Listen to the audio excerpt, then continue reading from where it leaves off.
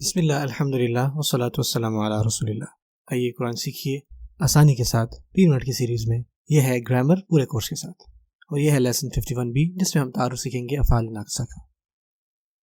قرآن مجید کی ہر لائن میں تقریباً 9 الفاظ ہوتے ہیں، جس میں سے تقریباً 3 اسم ہوتے ہیں، 3 افعال ہوتے ہیں، تقریباً 2 حرف ہوتے ہیں، اور ان میں سے کوئی ایک اسم، فعل یا حرف ہو سکتا ہے۔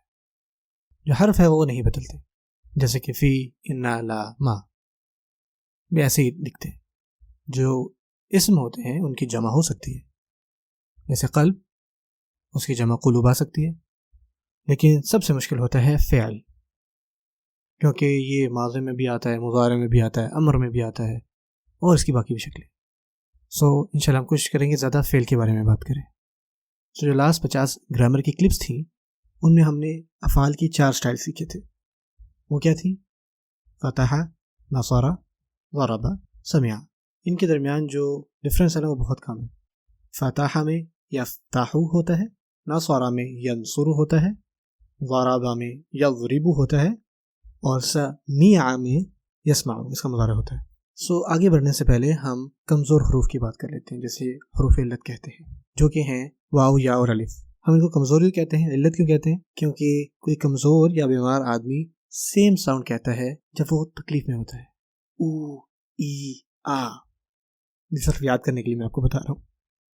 اگر کوئی کمزور حرف ہو فعل میں، جیسے کہ وہابا، تو اس کو کمزور فعل کہتے ہیں۔ مثال کے طور پر اگر کسی کے ہاتھ کمزور ہوں تو وہ کمزور انسان ہوتا ہے۔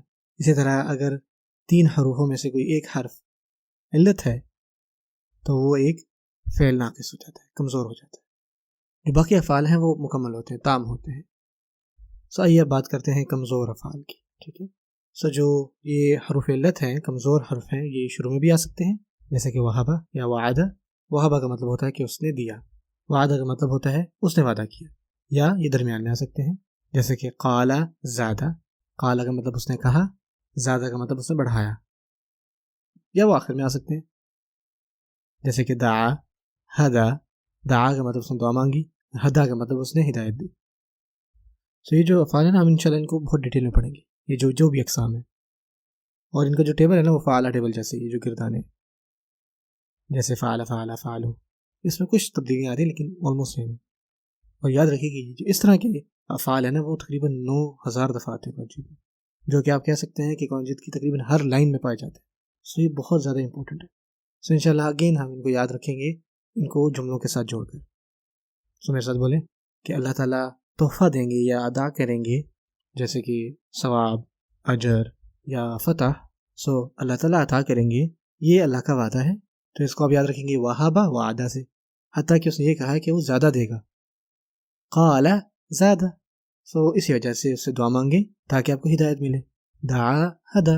اس کو ایسے آپ یاد رکھیں گے۔ جزاکم اللہ خیرا، والسلام علیکم ورحمۃ اللہ۔